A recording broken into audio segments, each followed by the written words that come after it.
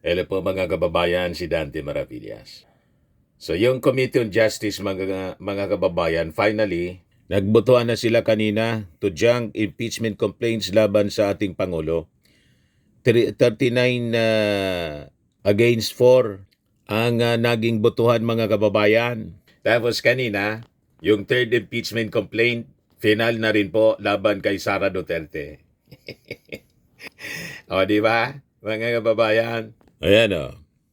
Binail ng mga religious groups yung impeachment complaint. Third impeachment complaint laban kay Sara. Sa kabaga niya, Mr. Maravillas, talagang ganun eh. Baka nga may isa pang humabol.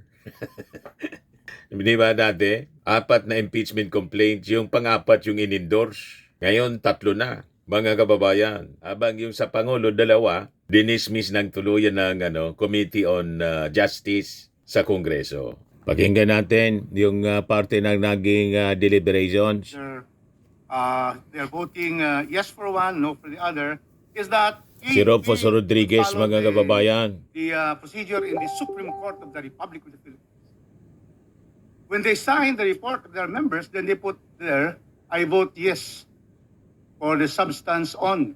So there's an annotation right here, because in the decision itself, you can put there, you sign, and then I vote yes for the substance for masa, and then no for the other. So they can also put here, just like justices of the Supreme Court, we are acting as a committee on justice. So therefore, they can also sign here. And of course, our former Secretary of Justice would know this, that she would be able to put right in the committee report when she signs that she's in favor of the non-substance of the Andre De Jesus. He will say that he votes for substance in the Lisa Masa complaint. Thank you. Motion. Please raise your right hand. Ito na yung botohan. Yung may in favor siya ng motion. Nasa pagbibilang ng mga kababayan. So, ang resulta, 39 against, 39 in favor of the motion. 4 yung against. Tapos na niya, Mr. Maravillas. Matagal nang tapos. Anyway, pakinggan natin yung press con ng Justice Panel, mga kababayan. Wherein the deliberations held last week regarding the impeachment complaints against the president were detailed, as well as the accompanying resolution. And after our approval of the motion, we will now forward the report and the accompanying resolution to the House plenary. There was a little debate earlier because some of those who did not want to vote on the motion, or those who raised their objections to the motion, said that there were some details left out in the committee report. But we believe that first, the committee report cannot detail every single thing tackled during the committee deliberations. And more importantly, we cannot anymore deliberate on the matters which we tackled last week, especially since we had already voted on the sufficiency of form and the insufficiency of substance of both complaints. Madam Reading statement. In layman lang po, para lang po sa mga kababayan natin, ano po yung kahalagahan nung nangyari kanina na proseso dito sa impeachment proceedings laban sa Pangulo? Ito pong pag-aproba ng committee report kasamang accompanying resolution ang nagbigay ng tuldok sa proceedings na ginanap dito sa Justice Committee, no? Doon sa committee report, pinagtibay po yung pinagbotohan last February 4 insufficiency in substance of both the De Jesus complaint and the Masa et al. Complaint. And in consideration of this position in the committee report, pinagbotohan na rin po on the same vote, yung accompanying resolution which incorporates the dismissal of the impeachment complaint, no?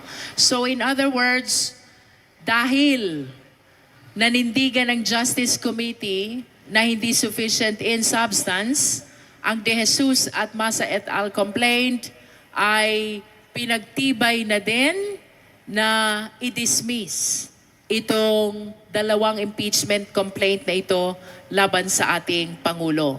Nevertheless, both the impeachment complaint and its accompanying resolution are subject to the approval or disapproval of the plenary once it is included in the order of business, no? So right now, we are completing the signatures because it's quite a huge number in the Justice Committee who voted in favor of the approval of the committee report and its accompanying resolution, no? Once makompleto ang signatures ng mga members ng Justice Committee bumoto in favor of the approval, ito po ay aming ifo-forward na sa plenaryo and we will be waiting as to when the same will be included in the order of business upang mapagtalakayan naman po doon sa plenaryo. Para po ito'y ma-approve or ma-disapprove, the requirement is at least 1/3 vote of all the members of the House of Representatives. So, sabi nga po, slim na yung chances niya na i-reverse pa yon. Siguradong ililibing na yun. Di ba? Ililibing na mismo ng plenary ng patay na. Kailangan buhayin pa ng plenary yung patay ng impeachment complaint laban sa ating Pangulong Bongbong Marcos. O ngayon, dito tayo kay Sara Duterte. Yung third impeachment complaint final kanina. Ito po yung statement ng abogado ng grupo nang nag-file ng third impeachment complaint laban kay Sara Duterte. Magandang hapon. Here we go again. Together with me sa hapong ito, I would like to recognize and call them one by one, recognize them. Yung mga naghain ng third impeachment complaint against the Vice President. Maalala nyo, exactly more than a year ago, this site is familiar because andito rin kami like December 18, The same group po. 2024. So we have Reverend Father Joel Sapalya of the Diocese of Novaliches. We have Father Joselito Sarabia of the Congregation of the Mission. We have Father Edilberto Baculi of the Congregation of the Mission. We have Father Rogelio del Rosario of the Missionaries of Jesus. We have Pastor Leonard P. Arevalo of the San Bartolome Christian Fellowship. We have Pinky Tam of the Stand Up for Good Rosary Group. Then we have Maria Loreto Lopez of the Matina Community Pantry and Consensia Davao and Celda. And we also have members of the Integrated Bar of the Philippines from Cebu. We have Attorney Jalilo de la Torre. We have a veteran freedom fighter from Cebu, Attorney Democrito Barcenas. We have Attorney Lourdes Barcenas. And we also have nuns from the Daughters of Charity. We have Sister Maria Liza Ruedas. We have Sister Violeta Cecilio.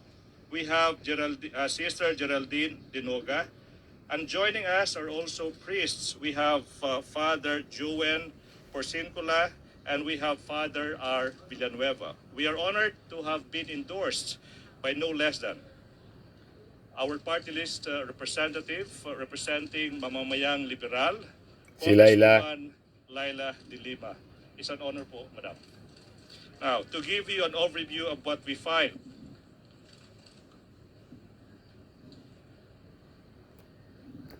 days after the House of Representatives impeached the Vice President last year,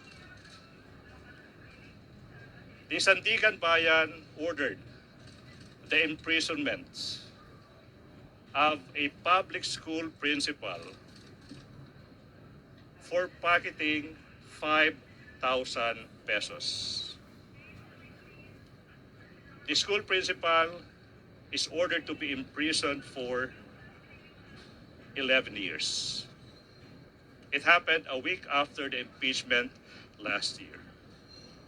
And this is the second time that the third set of complainants, the group is filing an impeachment complaint against the Vice President. On what grounds? We are invoking the grounds of culpable violation of the Constitution, betrayal of public trusts, plunder, malversation, graft and corruption, bribery, and other high crimes, to the tune of 612,500,000 pesos. I repeat, it is contained in the complaints that the Vice President has amassed at least 612 million pesos, 612,500,000 pesos. And so I ask, if on one hand,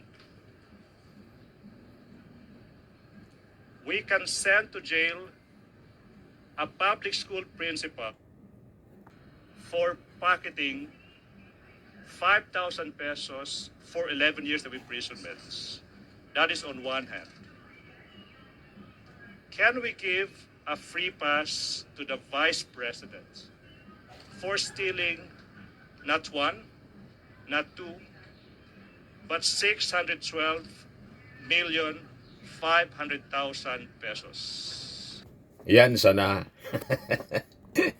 Di ba? Yan ang punto, mga kababayan. Nitong mga complainant sa third impeachment, 612 million yung ninakawan niya. Alangan man libre. Tapos yung principal, nakulong 11 years sa pagnakaw ng 5,000 pesos. Unfair, pag ganun. Very, very much unfair, mga kababayan. Yan ang punto, mga kababayan, nitong abogado nang nag-file ng third impeachment complaint laban kay Sara Duterte. Other than yung iba pang mga laman ng articles of impeachment, kasama na doon yung pagbanta sa ating Pangulong Bongbong, ni Sara, kay Lisa at saka kay dating Speaker Martin Romualdez. Kaya patong-patong na kaso ang kinakaharap ni Sara Duterte. Kaya sari-sari yung mga reactions ng ating mga mamamayan. Sabi ni Noel Pipito, if Sara believes in a record, she should trust the process to reflect the truth. Sabi ni Christine Sonsa, good job, iiyak na naman yan si Inday Dostay, maglalabas na naman ang panibagong video.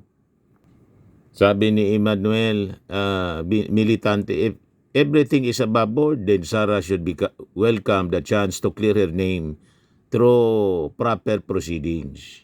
Hindi na siya ngayon magkakaiwas po. Tingin natin, kukornerin na siya ng Congress at yung Senado. Yun ang rason kung bakit gusto nilang ikodita ng mga nasa minority si Tito Sen. Kasi si Tito Sen, forthwith. Siyempre, kasama na doon yung sa flood control scandal. May bagong pinalabas na analysis man lang ni Atty. Jesus Falsis. Parehas kami ng hula. Sabi ni Atty. Falsis, failed Senate ko aim to overturn Blue Ribbon draft report, install Marcoleta. Yung sa flood control scandal po kasi. Sabi ni Atty. Falsis, at the forefront, interview or speaking on billionaire news channels at the forefront, Falsis said the most immediate impetus niya for the move was the pending Blue Ribbon Committee report, which recommended the filing of charges against Senators Chis Escudero, Jingo Estrada, and Joel Villanueva following their alleged involvement in flood control scandal. He pointed first to the Blue Ribbon Committee report as he noted that 3 out of 9 minority senators were implicated in its findings. They would want to overturn that by having Senator Marcoleta as the chair. Gusto nila yung minority report ang dapat na mamayani. Ligtas si Chis Escudero, idiin si Martin. Di ba? Takot na takot sila kasi mababawasan. Pag nabawasan, paano pa nila, mga kababayan, maisasalba si Sara Duterte once na i-elevate sa Senado yung impeachment complaint? Kaya hindi magkanda o gaga, mga kababayan, yung mga Duterte senators na ikudita ang Senado.